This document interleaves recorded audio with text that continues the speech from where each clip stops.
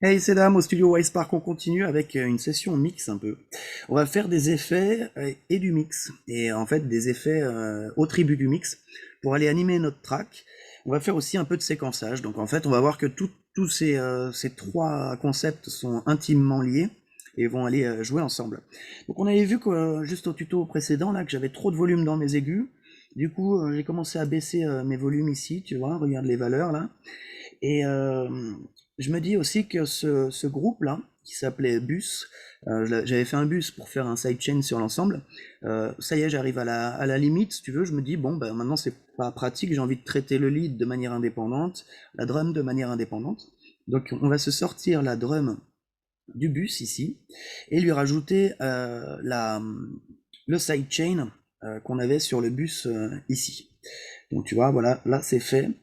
Et je lui avais baissé le volume ici et les volumes des pistes là. Voilà, donc là c'est tout ce que je viens de faire parce que je m'en suis rendu compte, voilà, bref, à la sortie du tuto. Et mécaniquement j'ai commencé à mixer. Voilà, donc ici on écoute ce qu'on a.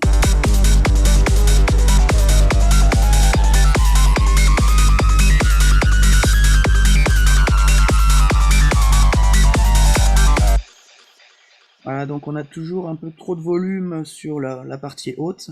On va peut-être pas trop non plus baisser le lead. Je lui enlève un point ici. Eux, je les ai largement baissés. Je vais écouter. Alors lui, voilà, je viens de lui rajouter un LFO. Donc si tu veux, cette piste-là, donc issue des records de sampler.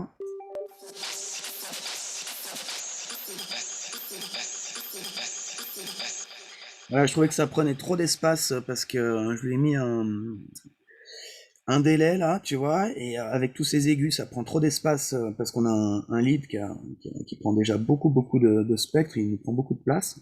Donc si tu veux, je me suis dit on va se mettre un LFO comme ça pour aller couper à un 16e de temps, nous faire un petit peu de rythmique et nous donner un peu de place. Donc lui, tu vois, il fait ça maintenant.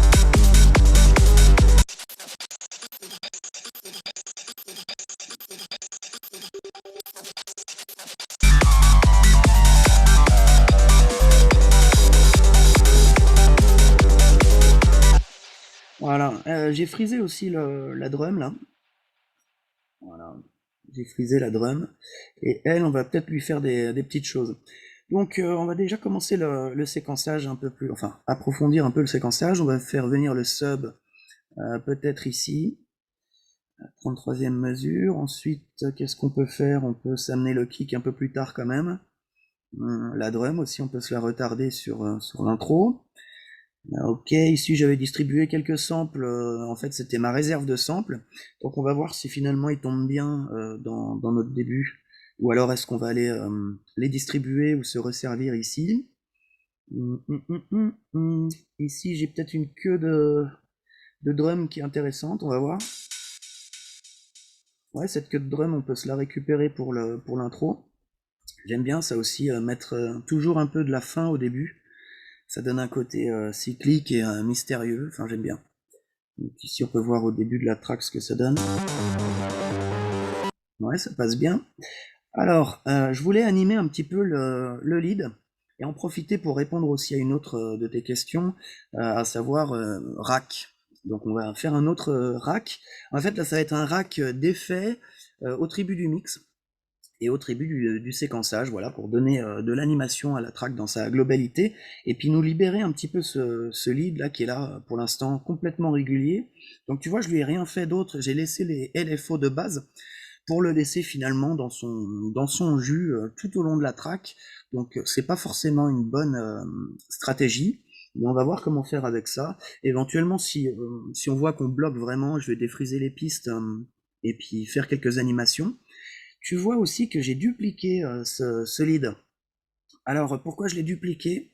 Pour y faire une variation, justement, on est dans la question. C'est-à-dire que ces LFO là, et les LFO internes au synthé, avaient juste donc deux courbes, hein, voilà, donc c'est pas super riche.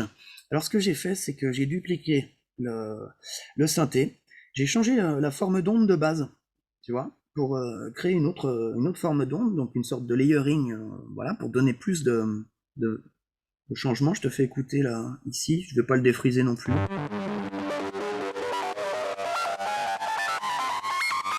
Voilà, donc j'ai mis une autre forme d'onde, je me rappelle même plus laquelle. Bon, c'est une forme d'onde, je crois, en pulse, quelque chose comme ça, tu vois, que ça gratte un peu plus. Et aussi, la pédale, on avait mis une pédale. J'ai changé l'algorithme ici en fuse. Et je crois que j'ai mis un peu plus de wet pour obtenir ce grain de guitare électrique là. Voilà. Et ça se marie bien avec lui en solo,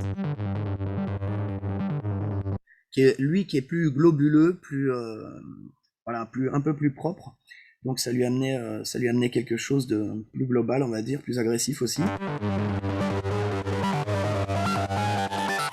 Et ces deux pistes, je pourrais peut-être les friser, je pourrais peut-être les écraser pour aller y faire un traitement indépendamment, justement en termes d'effet, un filtre peut-être, pour aller justement montrer leurs deux caractéristiques à un moment de la track. Ça peut être intéressant. Mais avant de faire ça, il vaudrait mieux enregistrer une nouvelle version, par exemple une version freeze. Voilà, voilà. Donc ça c'est quelque chose qui peut être intéressant à faire pour pouvoir revenir sur son travail si on a envie de générer enfin garder la source quoi, hein. Donc ici j'écrase les pistes pour me donner plus de liberté et je vais tout d'abord rentrer sur ce groupe de lead pour lui faire un groupe d'effets en fait en macro basé spécialement sur le filtre pour aller rajouter une couche de filtre un peu résonnant comme ça. Donc toujours dans ce thème donc acide. Ici, j'envoie un autofilter. Autofilter, tu vois, là je l'ai mis dans une boîte. La seule chose intéressante à te montrer sur cette boîte, c'est déjà pour l'avoir à disposition comme ça, mais c'est surtout que donc le on-off du device là est paramétré sur la macro. Donc tu vois qu'elle est réglée à 127 au lieu de 128. Ah bah tu vois, il faudrait que je me mette en 1 ici. Voilà. Pour que ça fonctionne. Ce qui fait que là, l'effet n'est pas activé. Et dès que je vais bouger la macro, donc il s'active. Ici, comme c'était pas fait, je vais enregistrer l'effet sur lui-même pour enregistrer la correction. Là, je fais ça souvent, c'est-à-dire à chaque fois que je vais faire une modification que je veux garder pour la suite, bah, je vais enregistrer sur lui-même mon effet, s'il est suffisamment généraliste pour aller s'adapter à différents projets. Donc tu vois là, typiquement c'est le cas, c'est juste un filtre montant comme ça. Et une fois qu'il est posé, bah, je vais lui faire en fait des différents, enfin, je vais l'enrichir en fonction du projet. Alors là, ça va être le cas. Je vais brancher la résonance directement à la fréquence, donc à notre macro, qu'on va renommer filtre. Voilà, pour et peut-être lui donner une couleur en fait pour accéder directement, enfin pour aller vite. Voilà, donc lui pour l'instant, il fait ça. Je vais lui laisser énormément de réseau et on va peut-être aussi la pousser dès le début comme ça. On va peut-être pas l'amener à fond, mais l'amener quand même bien fort et partir bien fort aussi pour avoir un vrai, pour avoir un. Tiens, qu'est-ce que tu m'as fait? Ah ouais, d'accord. Donc ici à 1, hop, si je me trompe de. Donc ici on va commencer en réseau à 55 par exemple, et puis allez à 115, on va voir comment ça réagit. Bon, on commence trop fort là, ça c'est clair. Donc je vais démarrer quand même beaucoup plus souple puisque notre fréquence en fait, notre fondamentale là de solide, elle commence par ici. Donc on va pas commencer avec péter de réseau, on va profiter de l'effet progressif quand même. Ici ça me paraît pas mal, comme ça tu vois on attaquerait avec cette réseau là à peu près sur cet instrument. Donc comme on monte énormément en réseau, je vais encore baisser la réseau tout en haut là, voilà pour arriver à peu près à cette valeur-là. Comme on monte énormément, bah, on va avoir tendance à se mettre un limiteur ici pour écraser les hautes fréquences qui vont venir à toc en volume là. Et on va voir ce que ça donne directement sur Solid.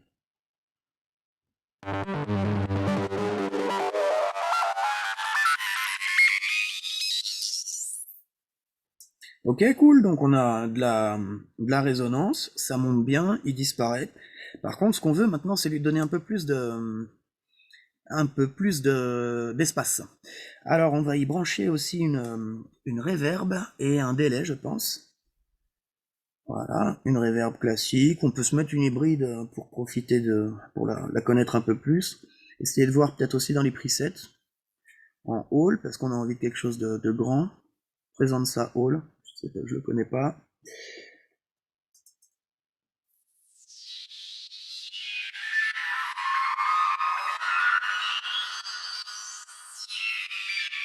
Ok, je peux lui mettre plus de decay. J'ai envie de plus d'espace en haut.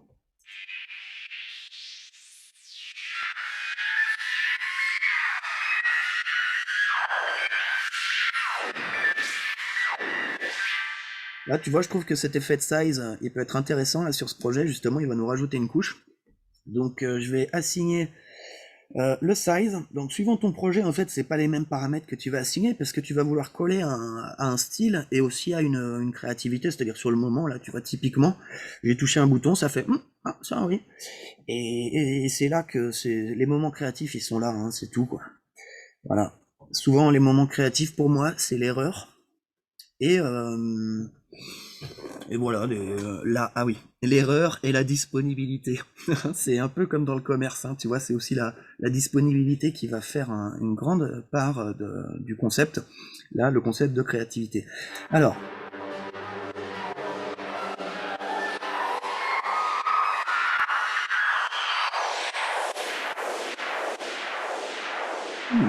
on commence à avoir un bel effet, seulement, waouh, on a trop de decay, donc je vais aller limiter mes valeurs ici.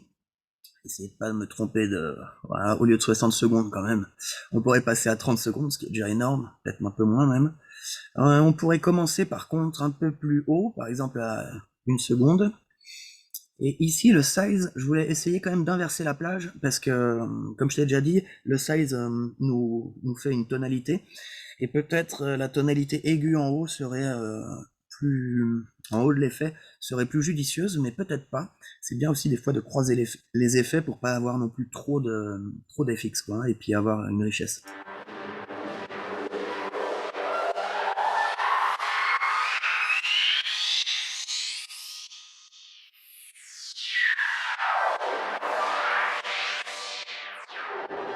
Ouais, tu vois, je trouve que là, ça irait bien, par exemple, dans de la dance, dans de la trance, parce que voilà, on voit bien ce qui se passe, on comprend bien ce qui se passe, mais là, dans ce projet acide, on a envie de quelque chose de dark, quelque chose d'un peu mystérieux, incompréhensible.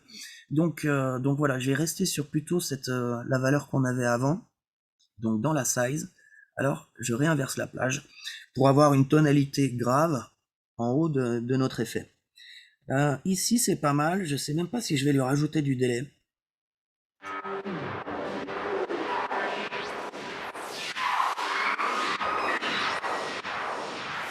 Ouais, on a un bel effet, donc on va se le tester en contexte. On va pas se le tester ici, puisque en fait on est dans le drop, à moins qu'on veuille mettre en valeur une autre partie. Donc je vais voir aussi ce sample-là, si il pourrait vraiment rentrer dans le drop, comme ça nous apporter ce qu'il nous faut. Donc je désactive le lead là, voir.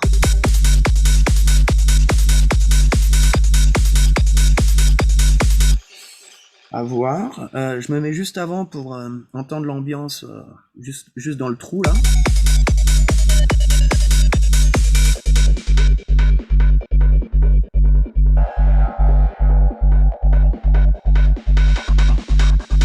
Acide.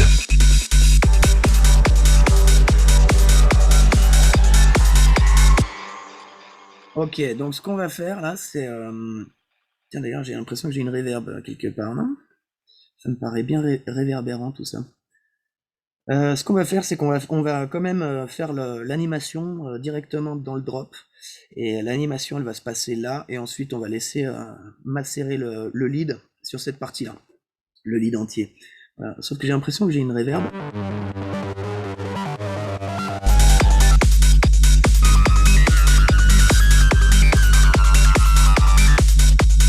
Non, je rêve. Alors du coup, ici... Ah oui, si, bien sûr, en fait, c'est que notre reverb ici, Et le limiteur, on va aussi se les assigner à notre filtre. Donc, filtre. Alors là, donc c'est le device on, et on va aussi peut-être s'assigner le wet. Voilà, donc des petits détails pour te faire un rack propre.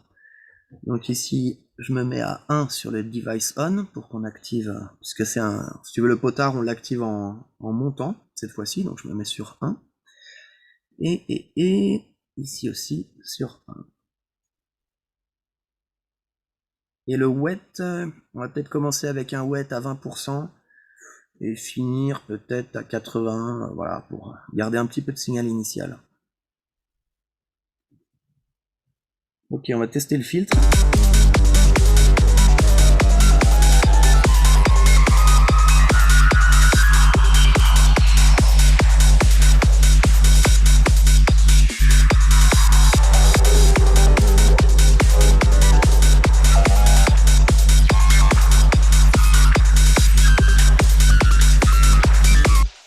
Il y aurait un petit sample à sortir de ça, là, de l'animation. On va d'abord se faire une animation globale, ici, donc comme je t'ai dit juste avant, on va se faire une animation donc, sur toute cette tranche-là.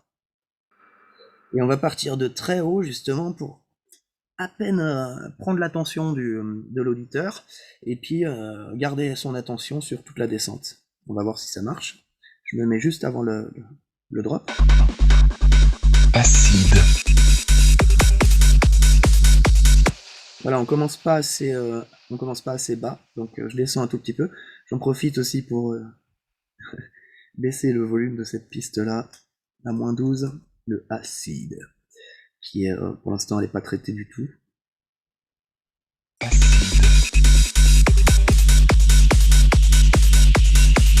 Tu vois, donc là on l'entend au loin là qui fait avec sa reverb, et je pense que la réseau va attirer notre attention.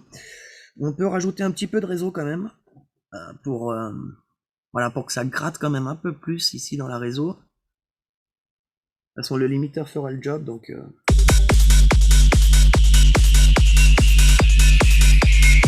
voilà, à 110 ça gratte bien, c'est clair.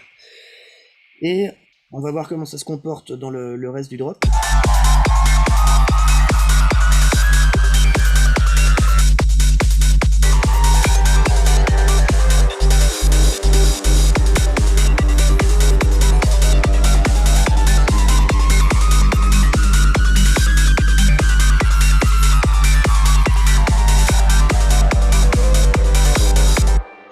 Donc tu vois, les pics là sont bien présents mais pas trop agressifs. On voit la bosse qui crée dans le spectre.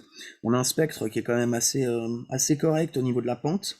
Ça, dans ton mix, en fait, c'est ça qui est quand même super important, c'est d'avoir une pente qui est belle, qui correspond justement au style musical que tu es en train de travailler, et qui va te permettre ensuite au master d'avoir vraiment ce résultat, pouvoir compresser comme il faut, etc. Donc ici, je suis pas mal au niveau du lead, mais peut-être y mettre un petit peu de compression ici en sortie quand même pour calmer les pics, venir les gluer un petit peu. Donc ici, je vais fermer l'attaque.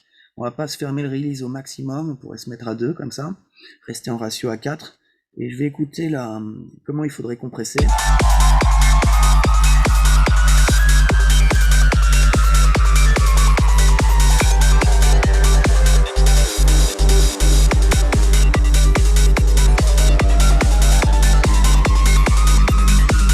Voilà, on va compresser un tout petit peu comme ça.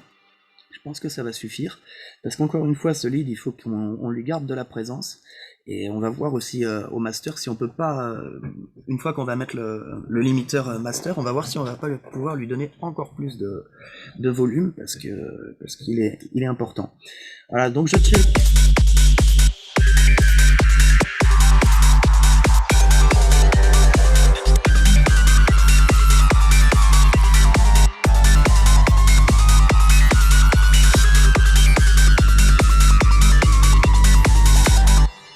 Ce qu'on va pouvoir faire aussi, c'est lui donner un peu de amende là dans le LFO de panoramique. Ça pourrait être intéressant. On va pas le mapper celui-là par contre, parce qu'on veut pas qu'il soit trop, qu'il agisse trop dans les basses fréquences. Donc je vais juste lui faire une automation sur, on va voir la longueur de... Ouais, ouais, sur la moitié, tiens. On va se mettre sur la moitié, et sur cette moitié-là, on va faire un balancement stéréo assez fort. On va peut-être pas commencer à fond sur le balancement stéréo. Par contre, on va monter à fond ici, et puis on va redescendre comme ça. Comme ça, pour l'accroche, on n'aura pas trop non plus de stéréo. Enfin, on va essayer. Voilà, donc là, c'est plutôt au centre, et là, sur le côté. Ouais, donc c'est bien ce que je pensais. On va quand même commencer plutôt au centre pour que vraiment l'oreille accroche ce son. Et ensuite, on va le faire se balader. Ça va nous donner justement l'espace nécessaire. Et voilà, juste faire une sorte de bulle comme ça d'intérêt, enfin de perception.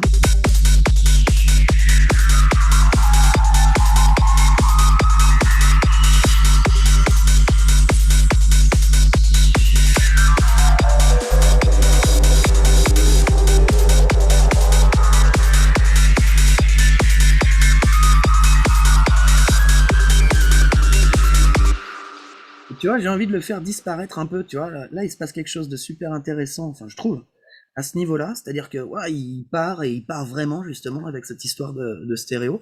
Je le laisse à 0.1 en Hertz.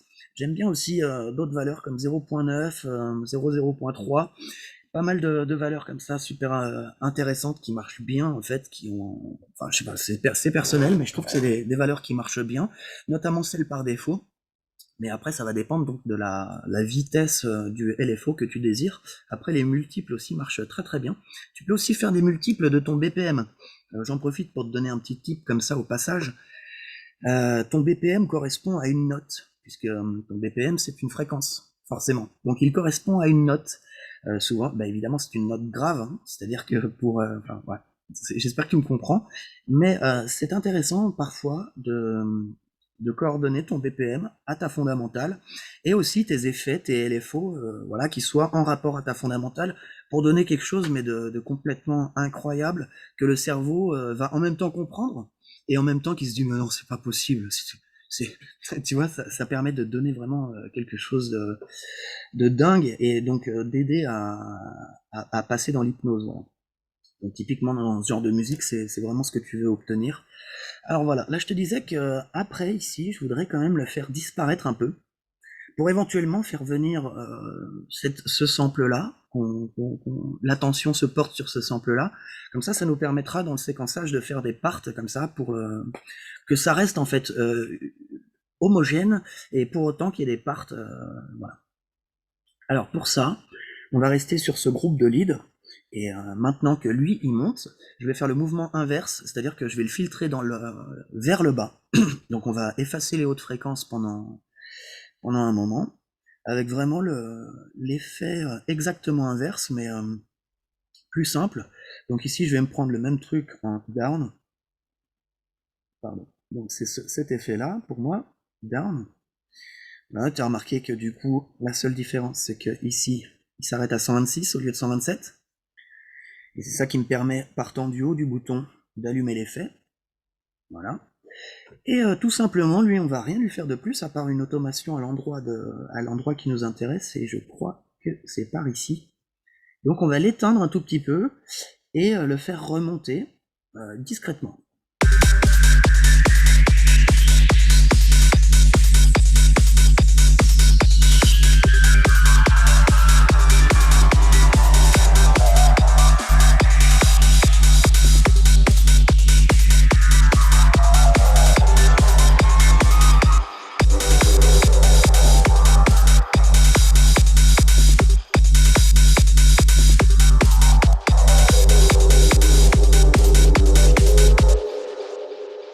Tu vois, on va à la limite de l'audible, ou presque au niveau du filtre, pour vraiment presque le faire disparaître. Par contre, on va lui faire une petite courbe ici. Et sa courbe montante, on va la faire inverser dans ce sens-là.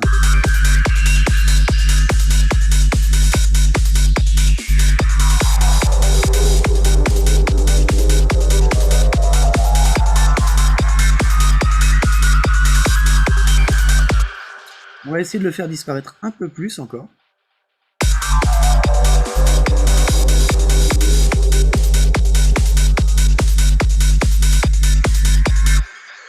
Voilà, j'aime bien cet effet parce que la reverb, en fait, ensuite, c'est bien. Enfin, j'aime bien mettre la reverb après un effet de filtre. Comme ça, tu profites encore de l'espace et le filtre joue dans cet espace. Et notamment si tu mets de la résonance, ça va être encore plus audible. Et à ce propos, on va monter un tout petit peu la résonance ici, comme ça, pour donner un filtre plus fort, plus fort. Par contre, on va pas activer la panoramique ici. Et tu vois, là, je trouve qu'il faudrait qu'on remonte un peu plus vite après le trou. Voilà, comme ça. Mais qu'on remonte pas trop vite ensuite. Comme ça nous permettra voilà, de raconter quelque chose d'un peu plus long.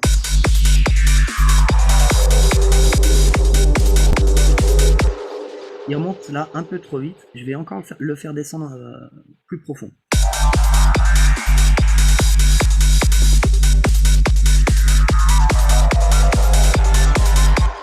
Voilà, là on y est, et du coup ça nous a permis d'entendre cette petite mélodie là, notre lead, qui fait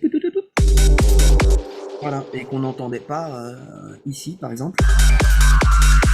Ah, on l'entend, mais c'est quand même vraiment noyé. Alors du coup, ça c'est des petites astuces de mix qui sont aussi sympas, c'est-à-dire que tu peux charger dès le début, par exemple dans ton drop, etc. Et puis après tu nettoies progressivement, plutôt que de faire quelque chose de constructif, à savoir d'arriver sur un drop le plus vite possible, et puis vide possible, pardon, et, euh, et d'y rajouter des éléments. Enfin, tu peux faire ça dans les deux sens, on est d'accord. Ensuite, je vais passer sur l'autre partie du drop. Donc ici, là c'est en vert, ça veut dire que c'est la partie mélodique, je crois. Et d'ailleurs, ça devrait être sur la piste d'à côté, si c'est le cas. Ouais, donc ça devrait être sur la piste d'en dessous, puisque je l'ai appelé mélo. Ah non, d'accord, je l'ai fait glisser au-dessus pour profiter de l'effet donc de LFO. Alors on va voir, comme on a le LFO ici, est-ce qu'on va garder le LFO ici, ou alors est-ce que je vais la faire descendre là? On va écouter.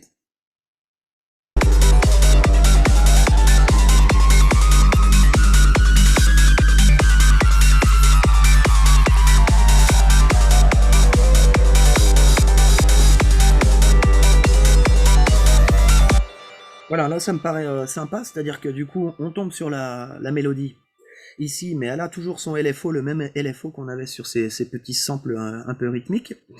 Donc ça nous retrempe dans la mélodie, et ensuite on arrive sur la mélodie pleine. Là ça me paraît correct. Bon alors du coup, on va peut-être faire un tout petit peu de séquençage en plus, et je vais pas te retenir plus longtemps, puisque je voulais juste te montrer quelques macros au tribu du mix, voilà, en rapport au séquençage. Et voilà, ensuite on va faire autre chose, donc si tu veux, je vais pas non plus, je vais essayer de découper les tutos comme ça. Alors qu'est-ce que c'est que ça? On va peut-être se faire quand même voilà, une petite différence entre ces deux leads, là maintenant qu'on les a isolés. Alors, j'ai envie de le faire par ici, par exemple, tu vois. Ici, peut-être on pourrait se faire même un trou, vraiment un gros trou.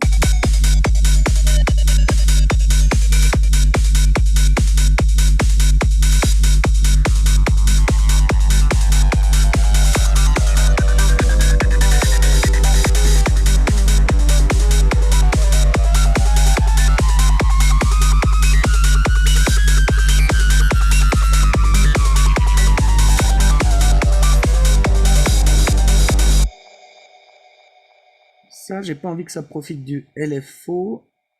Et il n'y a pas de LFO. Ah, tiens. Ah, d'accord, c'est dans le sample. Alors là, tu vois, j'ai utilisé une technique de mettre en 1/16e. Je me mets en barre comme ça, c'est-à-dire, il va lire une seule fois ce contenu-là, c'est-à-dire le contenu entre deux points de warp qu'il a automatiquement découvert. Donc tu vois, tu as des points de warp qui sont automatiquement découverts. Et donc si tu actives ça, tu vas lire qu'une fois cette bande-là. Et si tu actives donc la découpe, la quantification, il va lire le contenu de ta bande découpé selon la quantification. Donc ici en double croche. Donc c'est pour ça qu'on a cet effet. Et on l'a. Alors voilà, moi je sais pas si je te l'ai montré, ouais, je pense que je l'ai déjà montré. C'est-à-dire ici il est en 1/16e, et ici on veut pas qu'il soit en 16e justement, on veut plutôt qu'il soit par exemple complexe, c'est-à-dire en lecture qui ait pas de gate. Voilà, et cette mélodie, je l'avais étendue x4 en temps. Voilà, x4 en temps, souvent tu retombes sur des notes qui vont bien ensemble, si tu as une mélodie en fait. Ça c'est aussi un autre petit tip, c'est quelque chose que j'utilise, mais je sais pas si ça peut te servir. Voilà, donc ici j'ai ça, et l'idée avec cette technique-là, bah, c'est de mélanger deux samples, tout simplement, comme ça. Je pense que je t'avais déjà montré.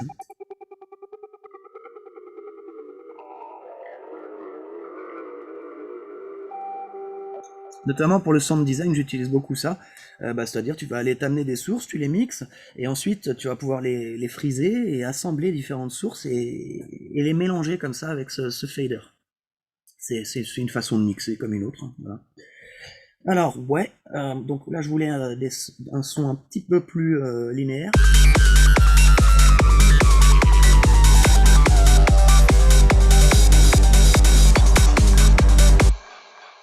Et ici, on pourrait peut-être couper celui-là, lui faire une forme comme ceci,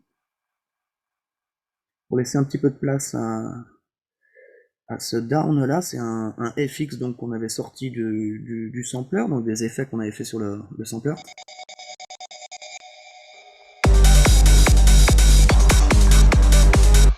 On va pouvoir même monter un petit peu son volume, lui.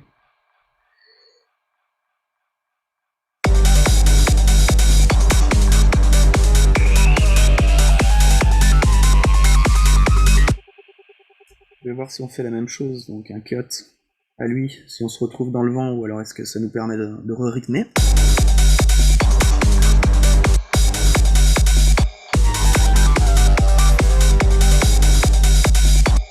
On se retrouve dans le vent, donc je fais toucher quand même pour pas tout perdre. Ici aussi.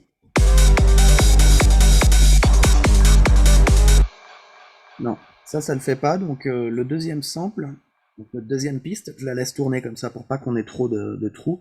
Par contre, du coup, là, je peux me permettre de refermer ça.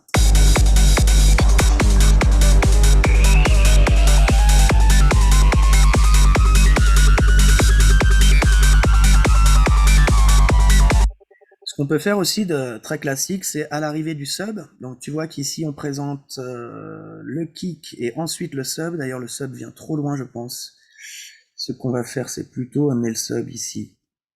Parce que dans l'acide, on a quand même une rythmique qui est assez cadencée, donc un séquençage assez cadencé aussi. Enfin, c'est ce que j'ai cru en comprendre, hein, parce que c'est vrai que je suis pas non plus trop adepte de l'acide, donc c'est aussi l'occasion de faire ça, de tester.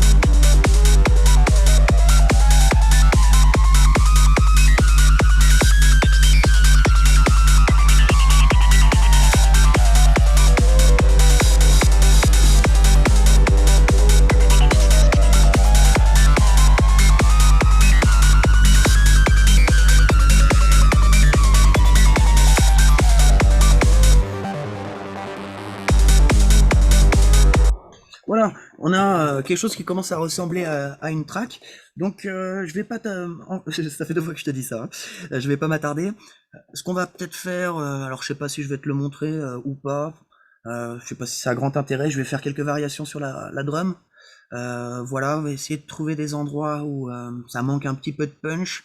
Donc il crée des variations, ou alors voilà des endroits où on sent qu'on est trop dans la boucle, voilà. Et c'est tout. Ensuite, je vais peut-être passer à la 808. Ça m'a été demandé là, donc, du coup, de faire une 808. C'est pas trop fait pour ce genre de track finalement, mais en fait, on va voir comment s'amuser un peu avec. Du coup, on va remplacer, je pense, le kick et le sub par l'A808 quand elle arrive, quoi. C'est-à-dire, on va choisir où, je sais pas encore, tu vois. Je sais pas encore. Donc, prochain tuto, on se fait l'instrument, et celui d'après, on le place, on le mixe. Allez, bon, bah, je te remercie d'avoir regardé. Et comme d'habitude, si tu veux t'abonner à la chaîne, mettre un petit like, partager aussi, ça peut bien m'aider. Et puis rentrer en contact avec le studio si tu as des besoins de formation ou de retour sur tes projets. Voilà. Je te fais des vidéos sur la correction de tes projets. Tu m'as compris. Allez, bye bye. Ciao, ciao.